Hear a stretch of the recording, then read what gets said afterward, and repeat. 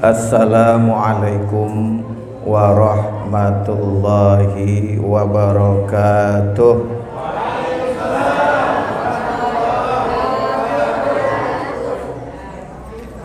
Alhamdulillahilladzi arsala rasulahu bil huda wa dinil haqq liyuzhirahu 'alad dini kullihi walau karihal kafirun. Asyhadu an la ilaha illallah wa asyhadu anna muhammadar rasulullah. Allahumma salli wa sallim wa barik ala sayyidina wa maulana Muhammad wa ala alihi wa ashabihi ajma'in. Amma ba'du. Rabbi israh li sadri wa yassir li amri wahlul 'uqdatam min lisani yafqahu qawli. Subhanaka la ilma lana illa ma 'allamtana innaka antal alimul hakim. Ini kalau di kamera udah pas enggak? Enggak, saya itu jujur Bapak Ibu, kalau pas di foto, pas di YouTube justru pada saat jeleknya. Masalahnya udah jelek dari sononya. Kan kalau misalnya enggak, pecinya miring ke sebelah sini, itu saya enggak sadar tuh. Lagian jamaah tenang-tenang saja, nggak dikasih tahu, Tat, agak miring, Tat. Jadi saya tolong kalau misalnya kurang pas kasih tahu biar agak gantengan dikit gitu kalau di YouTube. Lagian pakai begini. Saya dibilangin sama Ustadz Imam di awal, ini sebenarnya rahasia nih, ibu-ibu nggak mau saya kasih tahu, tapi biarin deh. Kata Ustadz Imam, Ustadz nanti bisa nggak ngisi pengajian tausiah maulid di Al-Mukhlisin, ya kita ngadain kecil-kecilan. Apaan kecil? Loh ini yang hadir aja gede-gede, jumbo-jumbo semua ini, 1, 2. Ya, ini luar biasa, subhanallah. Mudah-mudahan kita yang hadir di majelis maulid ini dalam izin dan ridha Allah subhanahu wa ta'ala. Yang punya masalah, mudah-mudahan Allah berikan solusi dari masalahnya. Mana ngelihat dari wajah-wajahnya, wajah-wajah bermasalah. Jadi aminnya agak kencang ya. Yang sedang dalam keadaan mungkin sulit, mudah-mudahan Allah berikan jalan keluarnya. Yang kita keluarga, entahlah itu orang tua, mertua, kakak, adik, anak yang saat ini mungkin sedang sakit, mudah-mudahan Allah angkat penyakitnya, Allah sehatkan kembali dan dapat beraktivitas, khususnya dalam ibadah bisa semakin baik dan lebih baik lagi, amin ya rabbal alamin. Yang mungkin rezekinya lagi seret, mudah-mudahan ditambah oleh Allah rezekinya, dijadikan rezeki yang diberikan tersebut menjadi keberkahan untuknya dan keluarganya. Yang belum kawin ada nggak yang niatan? Ini maaf Ustaz, ini usia berapa Tat? Hah? Udah Tat? Udah. Oh belum? Nggak kepengen Ustaz? Anak saya perempuan Ustaz.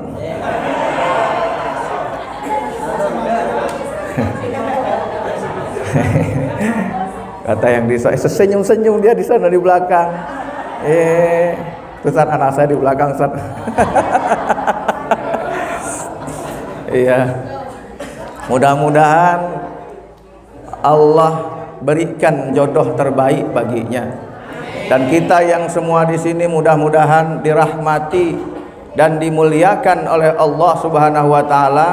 Dan dengan kita mengadakan Maulid Nabi, Mudah-mudahan Rasulullah lambaikan tangannya kepada kita semua kelak nanti ketika kita dibangkitkan. Amin ya rabbal alamin. Yang kami hormati al-muhtaram wal mukarram, para guru-guru kami, para asatiz, ada Ustadz Adnan, ada Ustadz Asep, Ustadz Imam, Ustadz nih yang dari dari Masjid Al Husain, ya Al Husain Ustadz ya. Ustadz yang tidak kami sebutkan satu persatu tapi tidak mengurangi takzim dan ihtiram kami. Kemudian para asatizat, para ustazat, guru-guru.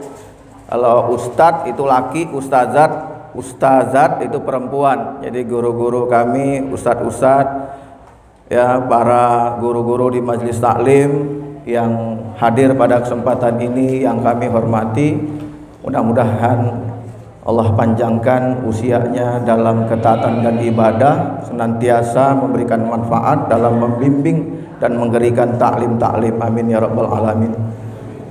Para sesepuh, tokoh masyarakat, orang tua kami termasuk guru kami, ada Pak Dirman, ada Pak Haji, ya, kemudian para ketua-ketua DKM yang alhamdulillah hadir pada kesempatan ini, ketua-ketua RT, ibu ketua RT, terkhusus ada ibu ketua RW kita di tengah-tengah kita, mudah-mudahan selalu sehat, ya, senantiasa bersama-sama untuk membangun dan memajukan lingkungan RW 09 ini. Amin ya rabbal alamin. Para jamaah sekalian yang mudah-mudahan kita semua dirahmati dan dimuliakan oleh Allah Subhanahu wa taala. Tentunya alhamdulillah wa syukrulillah, kita masih diberikan oleh Allah Subhanahu wa taala kesehatan baik jasmani dan rohani. Berapa banyak yang hari ini sakit, berapa banyak yang diundang gak bisa datang melangkahkan kakinya, mungkin karena halangan, mungkin ada sesuatu hal yang tidak bisa ditinggalkan, atau mungkin ada hal yang lain juga di rumah ya yang dilakukan. Tidur-tiduran juga melakukan sesuatu Pak, ya, nyantai-nyantai gitu ya, nonton TV. Sekarang tinggal semut doang tuh di TV. Saya kemarin tuh channelnya kok pada nggak ada ya, ini kok TV banyak yang rusak sekarang ya, semut semua Pak. Kan ketinggalan satu episode Aldebaran. Itu ibu-ibu nggak ada Bu semut Bu, kecuali TV-TV yang baru yang ada DTF ya, itu biasanya sudah digital mungkin bisa, tapi kalau TV-TV yang lama kayak TV saya nggak ada. Kali aja bicara begini ada yang ngasih TV ke rumah. Bapak Ibu sekalian yang dirahmati oleh Allah Subhanahu wa taala, sekarang itu ada gerakan tuh, saya lihat di YouTube kemarin tuh, gerakan itu menolak takfiri. Ini sebenarnya bukan maksud untuk menyampaikan yang seperti ini, tapi rasa-rasanya menurut saya ada pentingnya juga. Menolak takfiri itu atau menolak hal yang membid'ah-bid'ahkan atau mensesat-sesatkan. Jadi saya pikir kalau misalnya kita punya pandangan bahwa katakanlah ya maulid itu bagian yang tidak mengikuti sunnah Nabi seperti itu, ya sudahlah, itu biarkanlah untuk kita, nggak usah kemudian kita sampaikan lewat YouTube begitu ya, lewat ini. Kalau pengajiannya silahkanlah, misalnya di pengajian, di tempatnya, di masjidnya ya, yang memang jamaahnya adalah jamaah yang sama pola pikirnya, silakan aja, gak ada masalah. Tapi kalau yang berbeda begitu, itu khawatirnya nanti menimbulkan gerakan-gerakan menolak tersebut yang akhirnya antara Islam sesama Islam itu saling bersinggungan. Rasa-rasanya kok kita Islam jadi nggak damai gitu gara-gara perbedaan pendapat.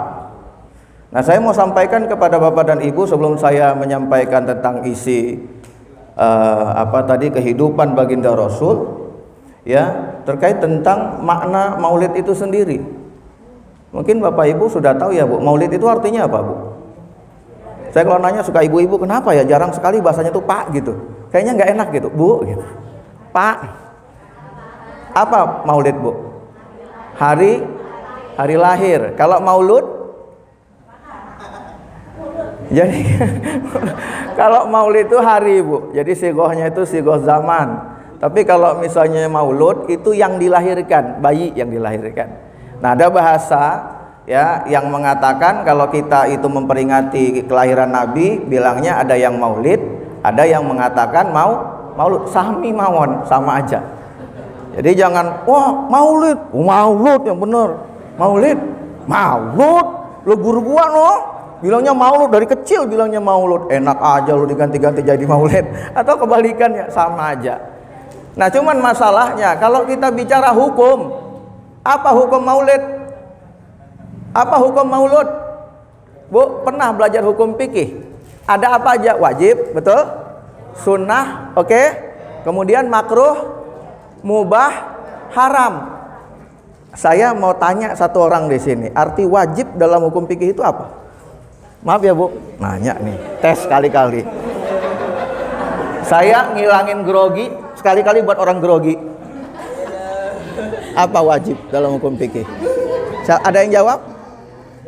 Bu, apa Bu? Dulu kalau kita diajarin Pak Ustadz atau di dalam buku-buku yang kita pelajari, wajib itu dikerjakan berpahala, ditinggalkan berdosa. Oke, kalau haram kebalikannya. Kalau sunnah ditinggalkan, nah yang ini yang perlu diperbaiki.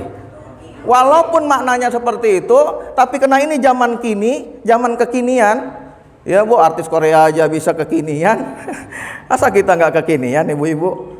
Ya, artinya dirubah, dikerjakan berpahala, ditinggalkan rugi lu. Iya. Kalau kata orang sono, orang seberang tempat saya sana kan kalau di Medan masih banyak orang Cinanya ya, Nek ya. Itu nggak rugi, lu nggak begitu bilangnya. Lu gila. Tanya sama nenek itu. Ya, nggak enak bahasanya gitu. Jadi jangan sampai kemudian karena artinya sunnah dan banyak ibadah-ibadah yang sunnah itu, lalu kemudian kita beranggapan seperti itu aja. Dikerjakan berpahala, ditinggalkan nggak apa-apa. Jangan, ditinggalkan rugi, Bu. Karena apa yang kita lakukan merupakan kewajiban kepada Allah. Sholat kita, ya, sholat, puasa kita, kemudian zakat yang ibu-ibu atau bapak-bapak keluarkan karena nisab dan hisabnya udah sampai 2,5%-nya. Ada yang mungkin alhamdulillah sudah haji dan umroh. Apa iya? Itu udah jadi jaminan diterima oleh Allah? Ada yang bisa jamin di sini? Ada yang hajinya 2 kali? Apa iya jaminan masuk surga? Belum tentu, walaupun kita harus husnuzon. Lalu bagaimana bukti kecintaan kita kepada Allah? Hanya sekedar melakukan yang wajib-wajib? Lakukanlah yang sunnah. Benar nggak, Bu? Itu kalau misalnya dulu zaman-zaman muda nih, zaman muda, itu kalau misalnya orang cinta kepada pasangannya atau lawan jenisnya, pasti dia melakukan yang lebih, nggak standar-standar aja. Bajunya kalau bisa yang paling rapi, minjem dah. Nggak punya uang kredit 20 kali, bodoh amat. Yang penting pengen jumpa nih. Itu duit nggak ada, Bu. Pinjam sana, pinjam sini, diwangi-wangiin, beli minyak wangi. Apalagi yang perempuan, dandanannya yang biasanya setengah jam jadi 1,5 jam. Hanya untuk sekedar bertemu siapa? Pujaan hati. Masya Allah, ya. Kenapa dia melebihkan? Kenapa nggak standar-standar aja? Karena ingin ketemu orang yang dicintainya, yang disukainya. Lah kita katanya cinta kepada Allah, cinta kepada Rasulullah, maka lakukan yang lebih itu. Gimana caranya? Yang sunnahnya diamalkan. Bu, ada sholat wajib, sholat fardu, tapi ada sholat yang mengiringi sholat fardu. Apa namanya? Sholat rawatib. Subuh apa aja sholat rawatibnya? Qobliyah dan bakwan. Nggak ada ba'diyah. Nggak ada ba'diyah. Ntar katanya qobliyah, ba'diyah, Ustaz semangat banget. Iya. Jadi Bapak dan Ibu, kalau misalnya ibu-ibu, bapak-bapak tiba-tiba sholat nih, ya subuh, ada qobliyahnya, fajar, kemudian sholat subuh, habis itu sholat ba'diyah lagi, itu baru namanya bid'ah yang begitu, Bu. Jadi maulid tadi, maulid apa artinya? Kembali ke maulid dulu nih ya. Udah jauh banget saya tadi ngomong ya, kemana-mana ya. Maulid dulu Bu. Jadi maulid itu waktu. Jadi kalau bicara tentang waktu, dari hukum fikih tadi nggak ada dia masuk. Mana waktu? Waktu lahir. Hukumnya sunnah Ustaz. Hari lahir. Saya tanya sama Ustadz Idris, hari lahirnya apa? April. Itu bulan Ustaz. Hari Ustaz. Hari Sabtu. Hari Sabtu. Udah dokter ditanya hari, bulan nih jawab. Iya. Hari Sabtu misalnya. Bu, kalau ditanya apa hukumnya lahirnya Ustadz Idris hari Sabtu? Ya nggak ada. Kalau yang ada ya menurut Imam Syafi'i aja, setiap sesuatu itu adalah mubah sampai ada hukum yang atau dalil yang mengharamkannya. Segala sesuatu itu ya begitu aja. Tapi kalau hukumnya tadi nggak masuk. Masa masuk hukum mubah, dikerjakan tidak berdosa, ditinggalkan nggak apa-apa? Enggak ada hukumnya. Lalu kemudian dibid'ah-bid'ahkan, bid'ah yang mana? Ya saya mau tanya nih, bid'ah yang mana tuh? Semua yang kita lakukan di maulid ini adalah sesuatu yang sangat bermanfaat. Nggak ada yang sia-sia dan kesia-siaan. Dari datangnya pada riang nih tadi. Ada yang dari datang tadi gontok-gontokan. Awas nanti gua pokoknya di sana ketemu sama ibu itu. Udah dah. Habis dah. Itu ibu itu gua cubit gak ada, Bu. Kita datang sini dengan penuh keriangan. Ya. Udah itu dihidangkan makanan, betul. Kadang-kadang pulang bawa tentengan. Ya. Kemudian sholawatan dilantunkan. Supaya apa? Untuk mengagungkan Nabi Muhammad yang dimuliakan. Masya Allah. Terus Al-Quran tadi dibacakan agar jalannya acara mendapatkan keberkahan. Masya Allah, pada pengisi acaranya mudah-mudahan pulang bawa uang.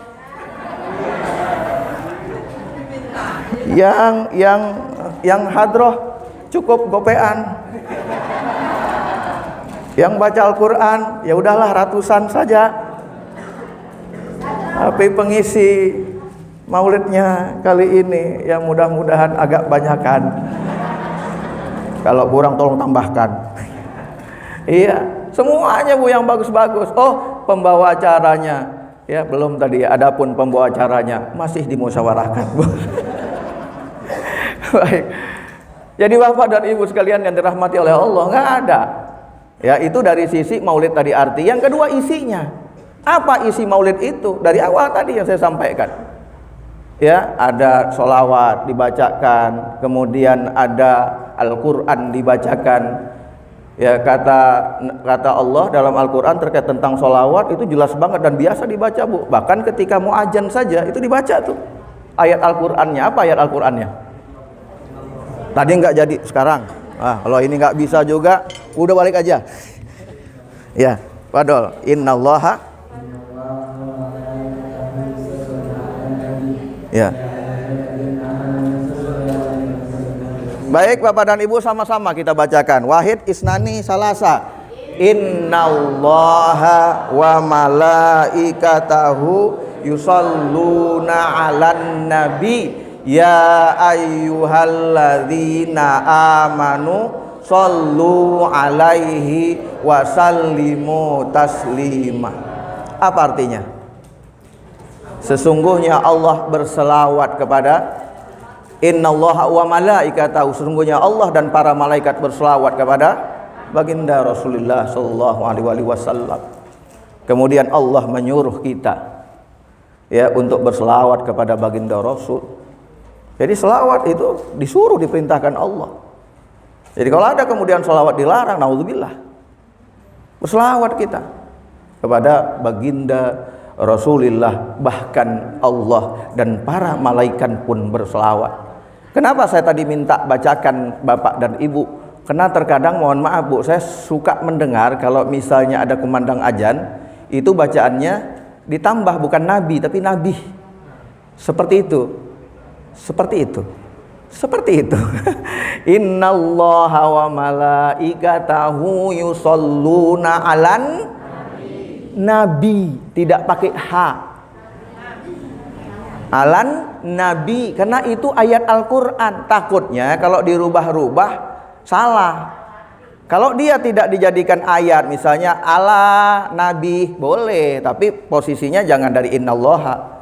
Shallu alan Nabi gitu. Jadi kalau mau shallu alan Nabi gitu, shallu alan Nabi, salah itu. Karena kalau misalnya dia ada al-qamariyah asamsiahnya di situ, nggak boleh bersambung dengan domir, pakai alif lam. Jadi mestinya ala nabihi seperti itu. Jadi kalau mau disingkat ala nabi, tapi nabi siapa tuh? Mungkin nabinya Allah, nggak apa-apa, tapi posisinya jadi kurang tepat.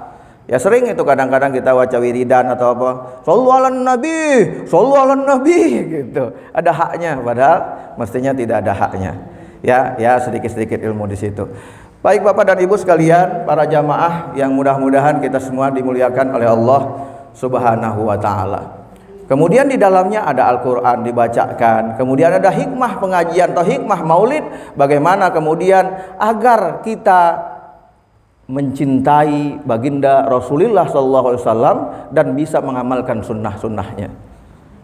Saya mau tanya sama ibu-ibu sekalian, ada yang bilang begini, Bu, iya tapi itu kan nggak ada di zaman Rasul. Kita itu harus mengikuti contoh dari baginda Rasulullah SAW. Iya. Saya mau tanya, apa yang kita lakukan dari ibadah atau keseharian kita ini sudah mencontoh dari apa yang dilakukan baginda Rasul? Udah belum?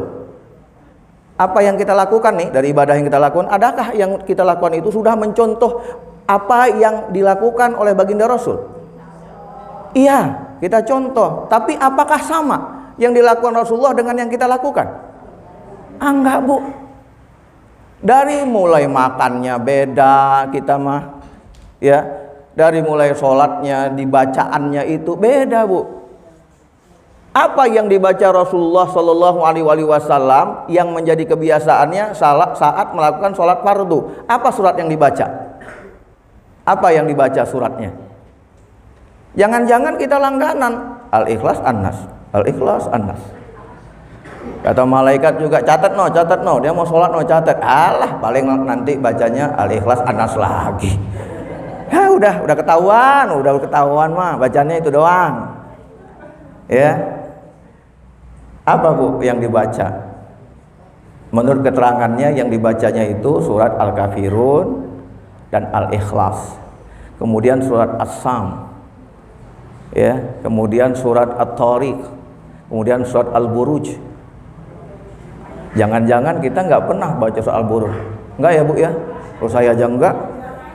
Panjang itu Al-Buruj, ya. Was-sama'i dzatil buruj wal yaumil maw'ud wasyahidin wa mashhud ila akhiril ayah. Panjang. Kita langganannya biasanya Al-Ikhlas, An-Nas, paling panjang apa? Ad-Duha. Lalu kita bilang bahwa kita mengikuti Rasulullah, enggak sama. Enggak semuanya harus sama persis. Dalam satu hari Rasulullah itu istighfar berapa kali, Bu? Berapa kali istighfarnya Rasul? Rasulullah istighfar itu katanya sehari ada yang mengatakan setiap pagi itu 70 kali, lebih dari 70 kali. Ada yang mengatakan 100 kali. Beliau maksum, dijamin oleh Allah Subhanahu wa taala masuk surga, tapi istighfarnya 70 kali lebih dalam satu hari. Lalu apakah ketika kita nih nggak istighfar satu hari, istighfarnya hanya ada pada saat sholat? Misalnya nggak sampai 70 kali, lalu kita berdosa semuanya karena nggak sesuai dengan contoh Rasul. Atau kebalikannya, ada orang yang istighfarnya lebih dari 70 kali, 1000 kali dalam satu hari. Salah. Oh, itu nggak sesuai contohnya. Kenapa? Karena nggak 70 kali, nggak 100 kali. Rasulullah 70-100 kali. Kenapa 1000 kali? Ente ngelebihin ente kadang-kadang. Apa salah, Bu? Kalau bagi saya enggak. Kenapa? Level kita dengan Nabi beda. Lah Rasulullah, Bu, Masya Allah, maksum. Allah berselawat, malaikat berselawat, manusia yang disucikan oleh Allah dan disucikan oleh manusia. Lah kita dikit-dikit dosa. Ya ilaha illallah. Ini mata Bu, namanya kita laki-laki nih, ya Pak. Susah nih jaganya. Nih ada cerita, saya sambung sedikit ke cerita. Ada satu kali seseorang suami datang kepada ustadznya, Ustadz, saya tuh udah nggak bergairah lagi sama pasangan saya. Jadi nggak ada gairah Bu. Istilahnya kalau bahasa kasarnya nggak nafsu. Gitu kan. Ditanya sama ustadznya, apa istri kamu udah berubah, nggak cantik lagi? Enggak Ustadz, masih cantik. Apa istri kamu itu nggak ibadah karena melanggar perintah Allah lalu kamu enggan mendekatinya? Enggak. Ibadahnya malah lebih rajin Ustadz. Oh, atau istri kamu nggak patuh kali kalau misalnya kamu minta sesuatu ya, atau katakanlah menginginkan sesuatu nggak dipenuhinya? Enggak Ustadz, Masya Allah. Lalu kenapa? Ya itu Ustadz yang saya nggak tahu. Jangan-jangan nih, kata Ustadz tersebut, jangan-jangan kamu suka melihat gambar-gambar atau film-film, adegan-adegan, entah itu di apa namanya, di HP ya, yang terbuka auratnya. Oh iya Ustaz, kata beliau, mata saya belum terjaga dengan hal-hal yang seperti itu. Maka Ustaz tersebut mengatakan, ketika seseorang itu melakukan hal-hal yang haram, maka hal-hal yang halal akan sulit mendekat kepadanya. Gitu. Jadi yang halal itu makin lama makin jauh Bu.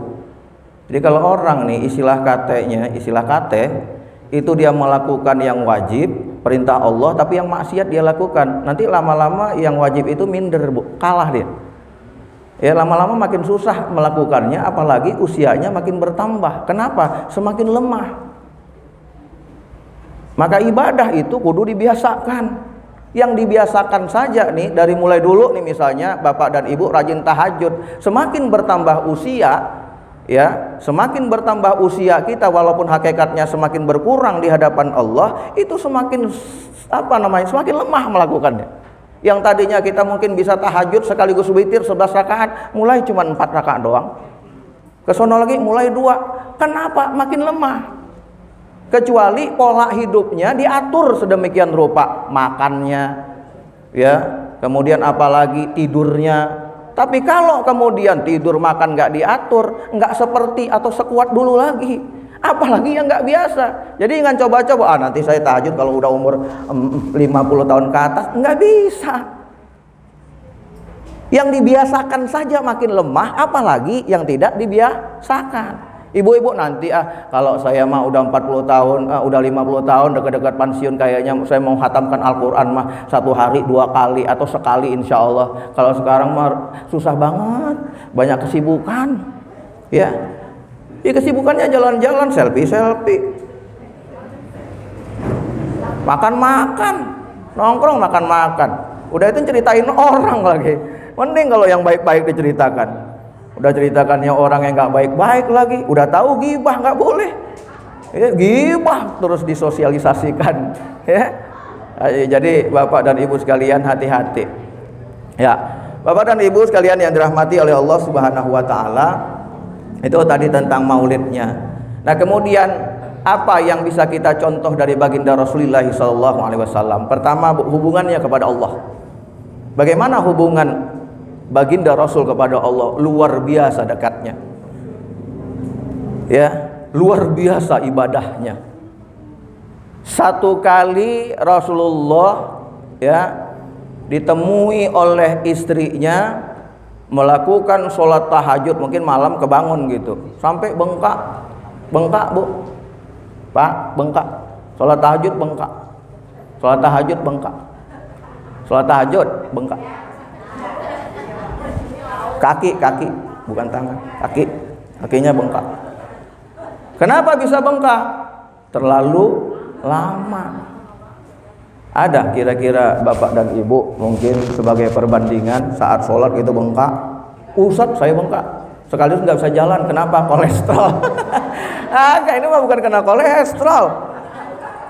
Kolesterol Ustadz, kalau begitu mah tiap hari bengkaknya. Kolesterol. Ini enggak. Rasulullah itu dilihat, ya Allah, Sampai ditanya kepada ya Rasulullah engkau itu maksum, terlepas dari dosa, dijamin oleh Allah surga. Tapi kenapa engkau membebani dirimu sedemikian rupa? Apa jawab Rasul? Afala akuna abdan syakura. Pada kalimat yang lain kalau diterjemahkan, afala tuhibbunanna an akunanna abdan syakura. Wahai Aisyah, apa kau nggak suka kalau aku ini dikategorikan Allah sebagai hamba yang pandai bersyukur? Kalau yang hadis tadi, afala akuna, apa artinya? Hendaknya aku ini, gitu kira-kira. Seharusnya aku ini menjadi hamba yang bersyukur, yang pandai bersyukur. Lalu ibu dan bapak, apa bedanya hamba syakiro dan syakuro? Syakiro itu bersyukur, kalau syakuro pandai bersyukur. Ini mudah-mudahan kita semua ini, golongan kita yang ada di sini dan semua keluarga kita, ya baik misalnya dari keluarga inti kita, baik dari yang besan, mudah-mudahan semuanya masuk kategori hamba-hamba Allah yang pandai bersyukur. Imam Shibli mengatakan, apa bedanya syakiro dengan syakuro? Nah, kalau syakiro katanya orang yang bersyukur itu bersyukur terhadap yang ada. Sekali lagi, terhadap yang ada. Tapi abdan syakuro, hamba yang pandai bersyukur, yang tidak ada disyukurin. Bu, kita hidup ini kan bagaikan roda. Oh iya banyak duit, tapi kebutuhannya banyak.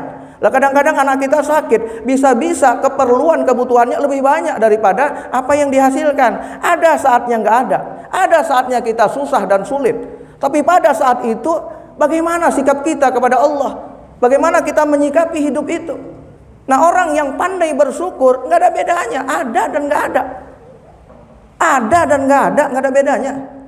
Ada roti nggak ada roti sama aja.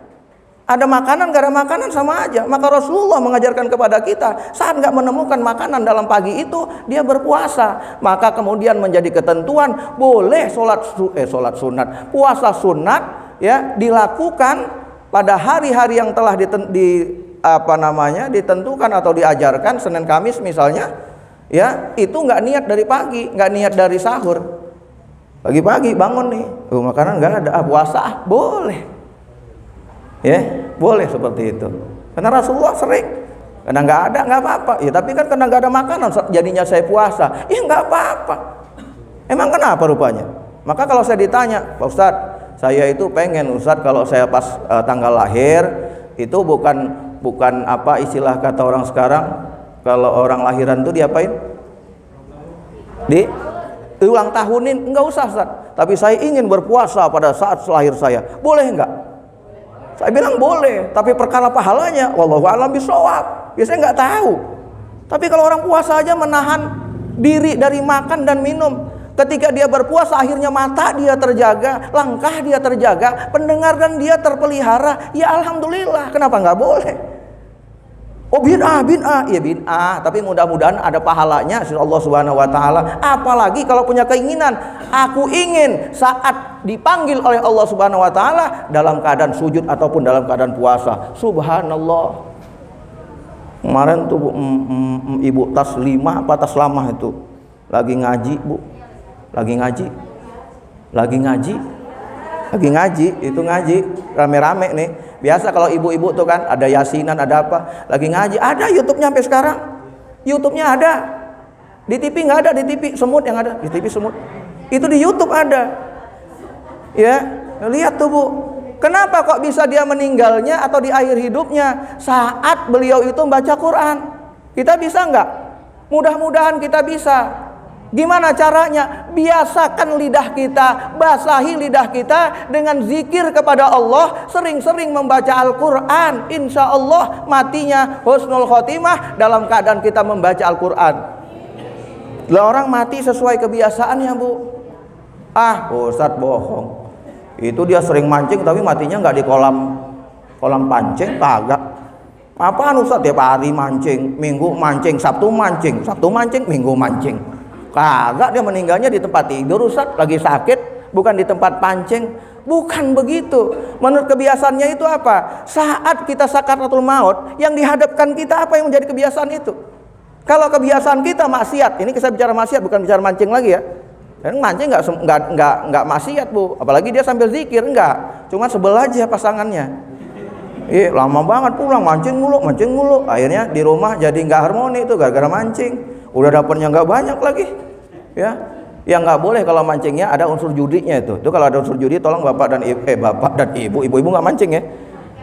Ibu-ibu nggak pernah mancing ya Bu? Hah? Mancing suasana yang panas di rumah. Kalau mancing, bapak-bapak ini atau adik-adik tuh jangan tuh. Karena saya pernah mendengar, Pak, ada misalnya mancing itu hadiahnya mobil, tapi dia harus ngasih misalnya 10 juta gitu. Sebagai itu nggak bener tuh. Tuh taruhan tuh jadinya tuh. Walaupun dapatnya mobil nggak usah yang gitu-gitu. Nggak, bukan apa-apa. Kita ini menjaga. Apalagi katanya tadi kata beliau ini kita udah tua-tua. Saya agak tersinggung juga. Enak jadi bilang tua gua ke dalam hati.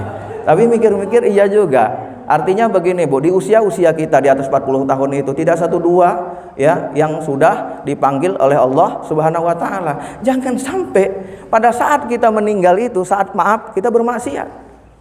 Saat tadi itu, saat taruhan tuh. Sekali-kali gua dapat motor juga kagak ngapa-ngapa. Enggak usah mobil dah. Meninggal saat itu. Gimana tuh? Saat kita judi atau judi online apapun itu bentuknya, saat itu Allah panggil kita. Maka saya selalu bilang nih sama diri saya sendiri, keluarga, sama kita semua nih, jangan tunda-tunda sholat. Masa waktu zuhur sholat Bu tinggalin semua. Lo yang manggil Allah, yang manggil Allahu Akbar, Allahu Akbar. Masa Allah yang manggil kita tenang-tenang saja bah. Ya, diam-diam aja. Yang masih masak-masak, ya, yang masih nonton TV terus nonton TV. Yang masih sibuk dengan HP-nya, ya, yang masih sibuk dengan kerjaannya, masih memenuhi kerjaannya. Kenapa nggak tinggalkan dulu sebentar? Kecuali masa tadi ini tinggal ngangkut doang, boleh lah. Karena tinggal ngangkut doang, nggak apa-apa daripada hangus, daripada kepikiran kita. Mana kompor belum mati lagi. Tapi kalau udah kita lakukan cepat-cepat bersegera, ya. Kenapa demikian? Saya pernah mendapatkan cerita dari warga kita di sini, Bu. Ya, dari warga di sini pernah cerita kepada saya, saat ada saudara saya meninggal lagi nonton TV. Ya, pas maghrib itu biasanya sholat jamaah bareng-bareng. Si suami mungkin tanggung Bu. Ini kadang-kadang nggak bolehnya kita nih. Tanggung tinggal dikit lagi, paling 5 menit lagi juga habis, 10 menit lagi sinetronnya. Ya, atau bola atau bulu tangkis. Ya, sekarang ada Holy Open namanya. Itu Jerman terbuka bulu tangkis. Ini hari ini besok semifinalnya Ustaz. Semifinal. Ya, itu hati-hati kadang-kadang ya tayangan-tayangan seperti itu pada saat sholat azannya nggak ada diterusin. Nonton kita diajak oleh pasangan, yuk Bang, yuk yuk Pak, kita sholat dulu, ntar dulu tanggung nih Jonathan Christie nih, wah parah banget nih. Nih tinggal 2 lagi dia ngejar nih. Yang satu udah 19, yang satu 17, tinggal 2 lagi dek.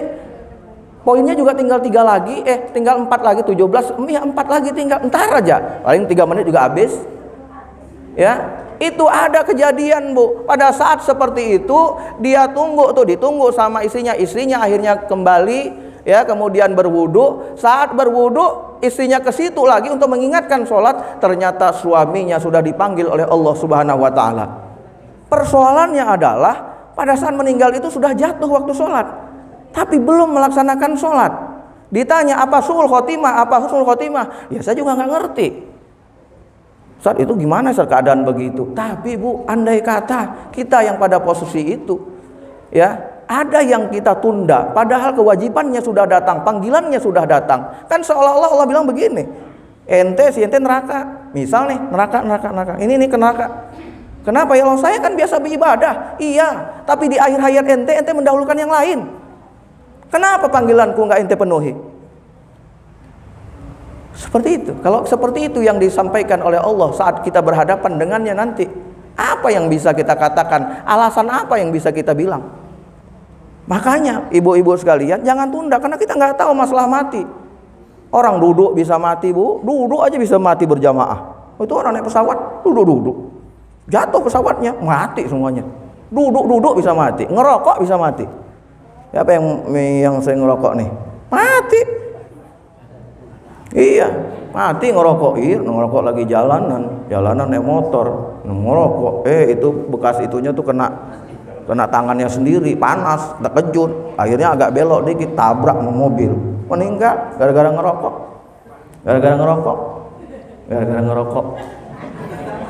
Tapi bukan berarti ngerokok, saya mengatakan haram. Kalau saya yang makruh saja bagi saya. Tapi sebagian ulama ada mengatakan haram.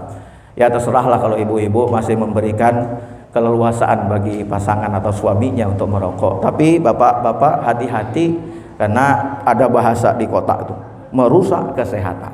Seperti itu ya. Ada yang bilang begini, Ustadz saya udah dikontrol, udah dicek.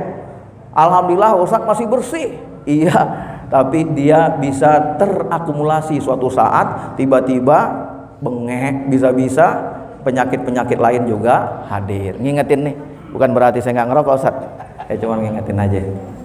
Ya, itu yang pertama Bu. Yang pertama udah jam segitu tuh, gimana tuh? Ya, lanjut dah. Ya, itu contoh yang pertama. Rasulullah sudah maksum tapi beliau tetap melaksanakan sholat tahajud. Ya, dan tidak pernah meninggalkan sholat tahajud baginda Rasulullah. Jadi Rasulullah itu Bu, menurut riwayatnya tidur itu di awal malam, itu jam 9 tuh tidur. Nanti bangun jam 2 nggak tidur lagi. Sebegitu rutinitas yang Rasulullah lakukan. Ibadah di malam harinya, di sepertiga malamnya sampai subuh Rasulullah tetap beribadah sekalipun maksum. Kita adik-adik ini kan masih muda, alhamdulillah malam-malam sholat tahajud. Alhamdulillah. Bangun malam alhamdulillah, pipis doang. Bangun Ustaz, saya alhamdulillah Ustaz, setiap malam pasti saya bangun Ustaz. Ngapain? Pipis. Ya, Rasulullah melakukan sholat tahajud. Yang pertama. Yang kedua, ibu-ibu sekalian, bagaimana Rasulullah Shallallahu Alaihi Wasallam ya setiap harinya seperti tadi yang disampaikan, mohon ampun kepada Allah Subhanahu wa taala sampai 70 kali, lebih bahkan 100 kali dalam satu hari. Maka Bapak dan Ibu ya, kalau misalnya dalam sehari kita nggak istighfar, nah mulai dari sekarang nih amalkan itu. Ya, kenapa? Kata Allah dalam Al-Qur'an, istaghfiru rabbakum innahu kana ghaffara. Jadi beristighfarlah, mohon ampunlah kepada Allah, kepada Tuhanmu. Kemudian dilanjutkan tuh ada ayatnya begini, orang-orang yang banyak beristighfar itu maka Allah akan turunkan baginya air, akan turunkan hujan. Jadi kalau misalnya kita sholat istighosah tuh misalnya nggak hujan-hujan Bu, salah satunya itu adalah memperbanyak istighfar supaya turun hujan. Tapi ada berikutnya, yumditkum bi amwalikum, diperbanyak bagimu harta-harta kamu, wal banin, wabanin. Apa itu banin? Anak. Maka ada ustadz yang menganjurkan ketika seorang mohon maaf belum dikaruniai anak atau keturunan, maka ustadz tersebut menganjurkan perbanyak istighfar. Banyak-banyak ini istighfar. Nggak usah datang kepada, mohon maaf ya, untuk diru'yah apa, enggak begitu perlu. Ru'yah aja sendiri, banyak-banyak berdoa, banyak-banyak beristighfar kepada Allah Subhanahu wa taala. Ya, mungkin ibu punya anaknya belum dapat keturunan, tuh kasih tuh amalan itu, banyak-banyak istighfar. Tapi jangan banyak istighfar, dosa juga dilakukan, jangan. Ya, dosa ya dijauhkan seperti itu. Perbanyak astaghfirullahalazim, astaghfirullahalazim. Kalau Rasul 70 kali minimal itu dilakukan 70 kali. Kalau bisa lebih dari itu 100 kali ya 100 kali dan seterusnya. Ya Bu. Nah, suatu saat ini cerita nih. Saya kemarin sempat sampaikan di khutbah di Masjid Ustadz Agan. Saya pernah dengar cerita ada seorang datang kepada Imam Ja'far As-Shadiq. Imam Ja'far As-Shadiq ini penghulu mazhab, imamnya para mazhab, dzurriyyah keturunan baginda Rasulullah Sallallahu Alaihi Wasallam. Satu hari datang kepada beliau menyampaikan keluh kesahnya, kesulitan hidupnya dan beban yang menghimpit. Lalu kemudian Imam Ja'far As-Shadiq memberikan nasihat kepadanya, perbanyak istighfar. Dia pulang kemudian diamalkan itu, beberapa bulan atau waktu kemudian datang lagi beliau kepada Imam Ja'far As-Shadiq. Wahai Tuhan, saya sudah mengamalkan apa yang engkau berikan apa yang engkau nasihatkan. Tapi kenapa saya nggak keluar dari persoalan saya? Kenapa beban saya belum berkurang? Kenapa kondisi saya masih seperti ini terus? Padahal saya sudah beristighfar. Dipandang orang tersebut oleh Imam Ja'far As-Shadiq, wahai saudaraku, ya bagaimana ampunan Allah akan turun kepadamu? Bagaimana pintu langit akan terbuka dengan rintihanmu yang melantunkan istighfar kepada Allah Subhanahu wa taala, sementara engkau masih menyisakan dendam kepada seseorang dan belum engkau maafkan. Bahasa gampangnya begini, Bu. Bagaimana Allah ngampunin kita nih kalau kita nggak maafin orang lain? Sesama muslim yang menyakiti kita, melukai hati kita, kita nggak memberikan dia maaf. Ya, sekali lagi nih, bagaimana Allah memberikan ampunannya, maafnya terhadap dosa-dosa yang kita lakukan. Jangan bilang, oh saya Ustaz dosanya dosa kecil, dosanya sedikit. Nggak ada.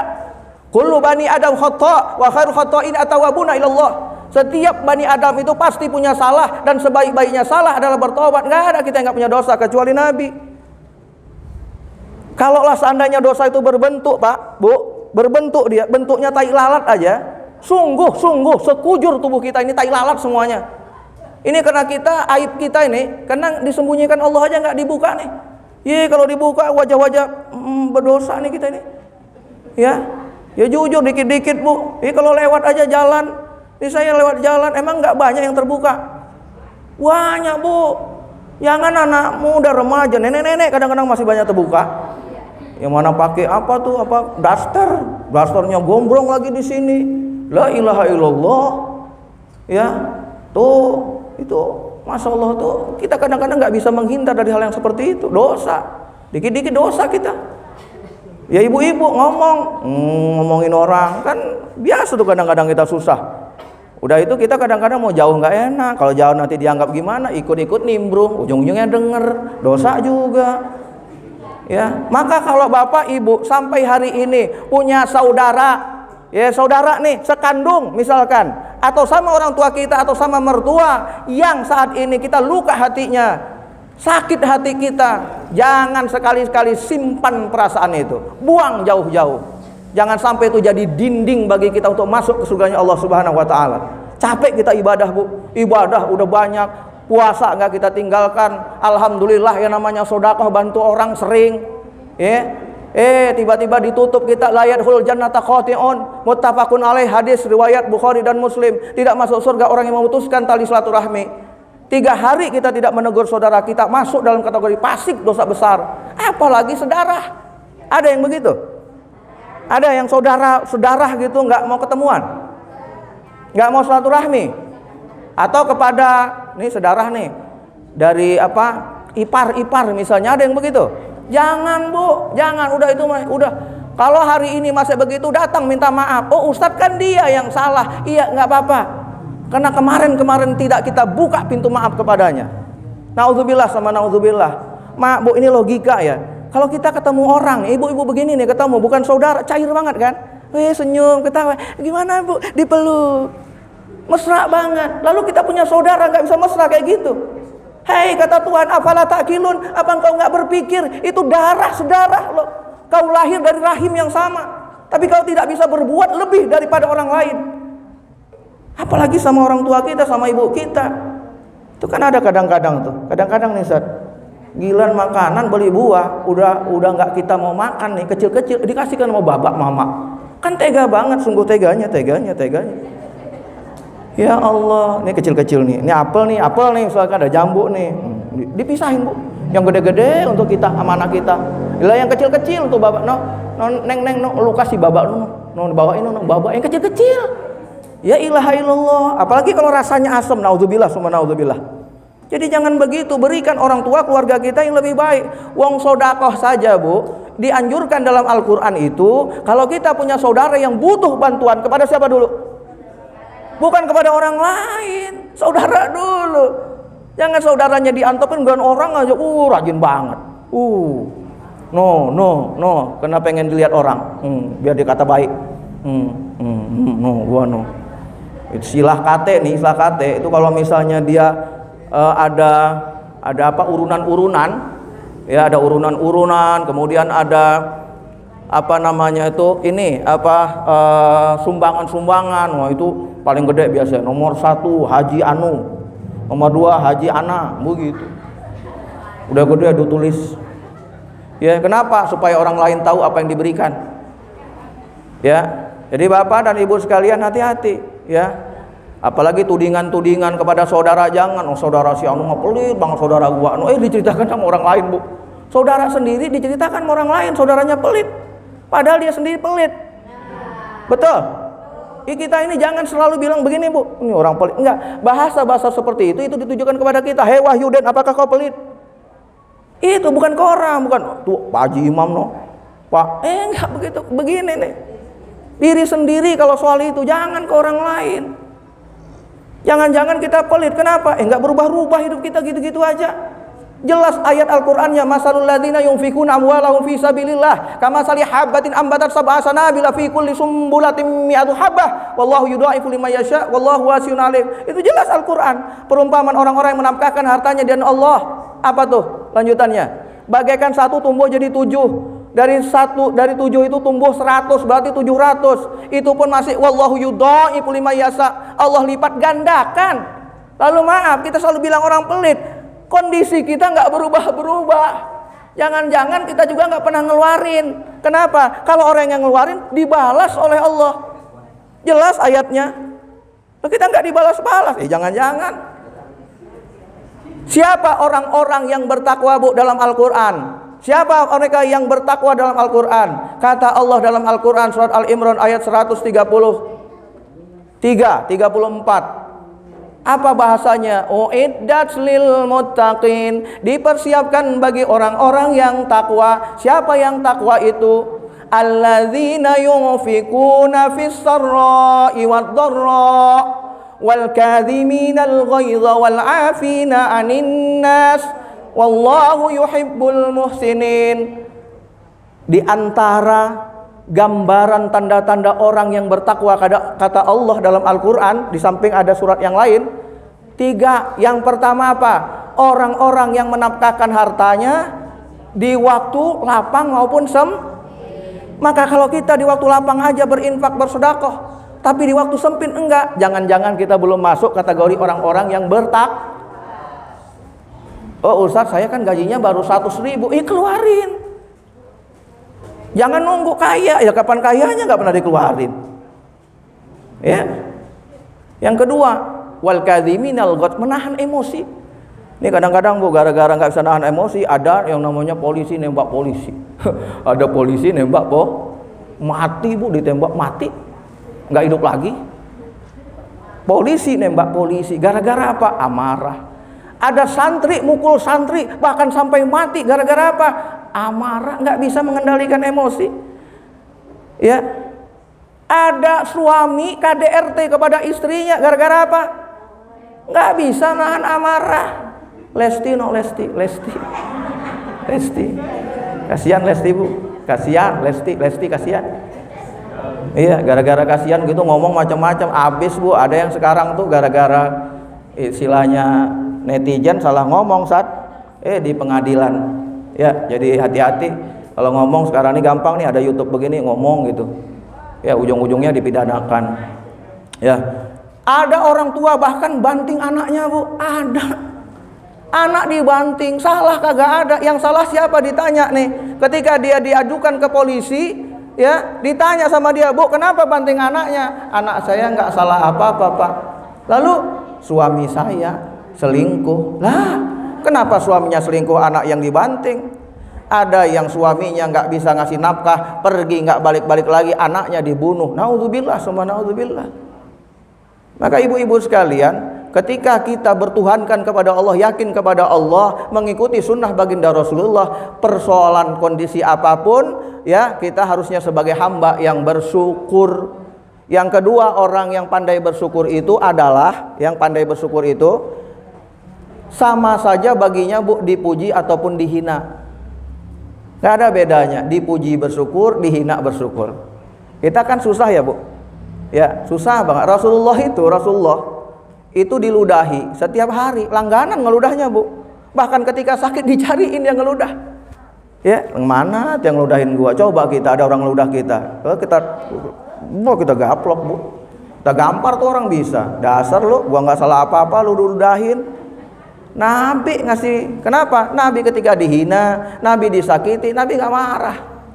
Begitulah mestinya kita, ya, dari hikmah Maulid ini kita pelajari untuk bisa bersikap supaya kita diakui oleh Muhammad sebagai umatnya. Kenapa? Kita ikuti sunnah baginda Rasul, kita ikuti perilaku dan akhlaknya.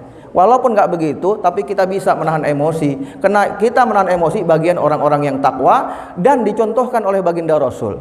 Bahkan Rasulullah, Bu, pernah ke Taif. Ya, saat beliau ya kurang nyaman sudah di Mekah, beliau pergi ke Taif. Untuk apa dia pergi ke sana? Untuk mencari perlindungan, cari bantuan. Bukannya disambut, tapi disambit, dilempar, berdarah, Bu, jidatnya. Malaikat turun, ya Rasulullah, apa perlu Jabal Uhud ini kutimpakan kepada mereka? Biar habis mereka ini yang melemparimu ini. Ya, sahabat-sahabatnya juga marah. Tapi kata Rasul apa? Jangan Jibril, jangan. Malah didoain, Bu. Ada orang yang melemparnya sampai berdarah, malah didoain. Kita kadang-kadang ceritakan kejelekan kita aja, denger kita, Bu, marahnya luar biasa. Awas lu ya. Nih gua WA nih, ini gua sebarin nih lo nih. Lu banyak salahnya nih. Gua salah satu doang lu sebarin sekarang nih. Ya ilaha illallah. Ya, seolah-olah kalau orang duit kita nonjok, Bu. Ketika orang nonjok kita, itu kita banting dia. Seolah-olah seperti itu. Nabi tidak mengajarkan seperti itu. Ya, begitu akhlak Nabi. Dicela, dihina, dicaci, disakiti. Tapi kalau agama direndahkan, beliau marah. Ini kepada bapak-bapak terakhir nih. Nabi itu bapak itu paling lembut terhadap istrinya. Jadi kalau misalnya ibu-ibu di rumah sering dimarahin bapak, ingat Nabi Muhammad. Kita kan umatnya Muhammad, Pak. Tolong dong yang lembut. Tolong yang lemah lembut, yang santun, yang sopan. Aku ini istri tercintamu. Jangan biarkan kata-kata amarahmu ya menindih beban batin dan perasaanku. Wah, bahasanya kok jadi begitu banget ya. Sasa kali bahasanya. Ya. Bilang, Bu, begitu. Kenapa? Nabi begitu luar biasanya. Ketika Abu Bakar bertanya saat beliau Nabi sudah meninggal, sudah wafat, ditanya sama anaknya, "Wahai anakku, bagaimana kehidupanmu dengan Rasulullah Muhammad?" Apa kata? Nangis dia, Bu, nangis. Kagak ngomong, nangis. Abu Bakar terkejut. Apa yang pernah dilakukan Rasul terhadapmu? Apa katanya? Kullu syai'in fa'ala a'jaba, wahai ayahku. Apa yang dilakukan Rasulullah itu adalah segala hal yang menakjubkan dan mempersonakan. Indah, benar. Rasanya tidak ada seorang laki-laki seperti beliau. Subhanallah. Tapi perempuan juga bersikap begitu, Bu.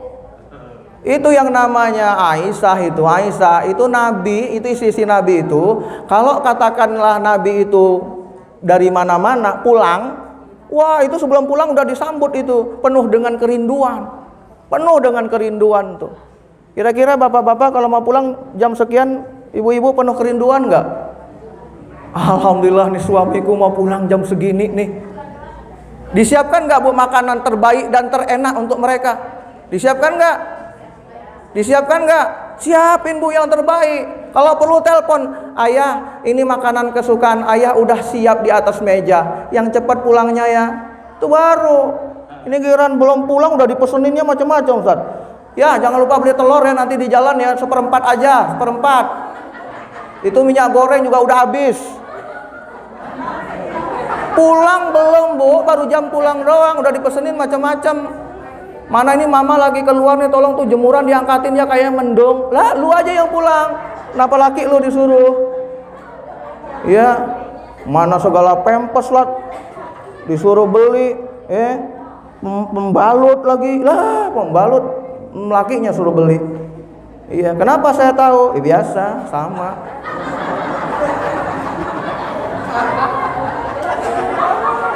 Kalau soal itu, Bu, nggak dokter, nggak profesor tuh. Ya, nggak punya jabatan tinggi di kantor di mana, sama aja. Ini laki-laki ini, gayanya, Bu, badannya gede-gede sama bini takut. Enggak, biasanya kita begitu. Ya, biasanya. Tapi sebenarnya bukan takut, sayang, Bu. Ya, sayang kita sama bini. Jadi kalau apa-apa keperluannya gitu, nanti ini dilakukan gitu karena sayangnya kepada istrinya. Ya, demikian Bu kehidupan Rasulullah.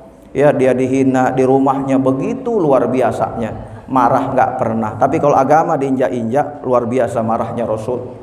Ya, agama dihinakan, luar biasa marahnya Rasul karena beliau sangat tegas terhadap hal-hal yang mungkarat, ya, yang melanggar ketentuan Allah Subhanahu wa taala. Cukup kayaknya, Bu, ya.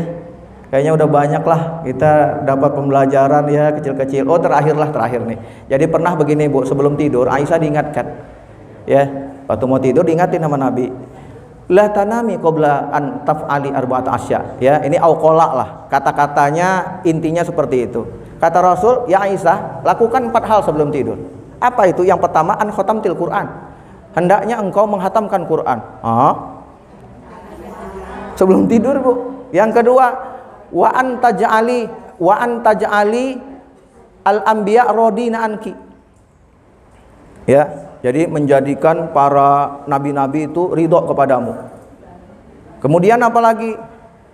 Wa anta ja'ali muslimina radina anki. Menjadikan kaum muslim semuanya ini di dunia ini ridho padamu. Dan yang keempat, wa an hajasti wa tamarti. Hendaknya kamu berhaji dan berumroh. Bu, 4 hal yang kata Rasulullah kepada Aisyah sebelum tidur, yang mungkin belum kita kerjakan. Yang pertama, hendaknya menghatamkan Al-Quran. Maka Rasulullah, Bu, sebelum tidur menghatamkan Al-Quran, ya. Besok-besok ibu-ibu, bapak-bapak silakan, Bu, hatamin Quran. Kosannya begitu. Lo baca 1 juz aja, Ustadz, udah ribet banget, kayaknya banyak banget, apalagi A1 Al-Quran, ya, menghatamkan Al-Quran. Maka apa kata Nabi Muhammad SAW kepada Aisyah? Wahai Aisyah, wa iza qulti, ya, wa iza qara'ti al-ikhlas salasa marrah falaqad khatamtil Quran. Kalau kamu membaca surat Al-Ikhlas 3 kali, maka sama dengan engkau menghatamkan Al-Quran. Kira-kira kalau baca surat Al-Ikhlas 3 kali sebelum tidur masih bisa enggak, Bu? Alhamdulillah. Kemudian kalau engkau menjadikan nabi-nabi itu rindu padamu, senang padamu, suka padamu, maka yang kedua adalah hendaknya engkau berselawat kepadaku sebelum tidur. Berselawat kepada Nabi, ya. Jadi lakukan, Bu, selawat. Jadi enggak hanya sekedar dalam sholat atau setelah sholat, tapi sebelum tidur juga kita berselawat kepada baginda Rasulullah SAW. Kemudian yang ketiga apa? Yang ketiga, hendaknya menjadikan orang muslim dimanapun ini ridho kepadamu. Gimana caranya? Hendaknya kita berdoa untuk muslim dan muslimat sebelum kita tidur. Apa doanya? Allahumma fir lil muslimina wal muslimat wal mu'minina wal mu'minat ila akhirih. Dan yang terakhir, wan hajasti wa tamarti. Hendaknya engkau berhaji sekaligus umroh. Gimana caranya, Bu? Nah, wa idza qulti subhanallah walhamdulillah wala ilaha illallah wallahu akbar walaqad hajasti wa tamarti, maka engkau sudah berhaji dan berumroh. Tapi ini padilah amal, bukan berarti lalu Ustadz kalau gitu alhamdulillah ya saya nggak jadi dah ke Mekah. Mana nunggunya lama banget lagi, Ustadz. Ini tahun sekarang daftarnya 10 tahun kemudian. Udahlah Ustadz, seperti yang dibilang tadi aja, saya mengucapkan subhanallah walhamdulillah wala ilaha illallah sebelum tidur, berarti saya mendapatkan haji dan umroh. Tidak begitu, ya. Mudah-mudahan semua yang hadir di sini, anak-anak keturunan kita dan saudara kita, Allah berikan kesempatan kita untuk memenuhi panggilannya, untuk berhaji sekaligus umroh dan berziarah ke makam baginda Rasulullah sebelum Allah panggil dan jemput ajal kita, sebelum kita mati. Begitu juga keluarga-keluarga kita semuanya. Amin ya rabbal alamin. Allahumma sahil umurana ya Allah, lihijji baitil haram, lihijji baitil haram, lihijji baitil haram wali ziarati Rasulillah sallallahu alaihi wa alihi wasallam. Amin ya rabbal alamin.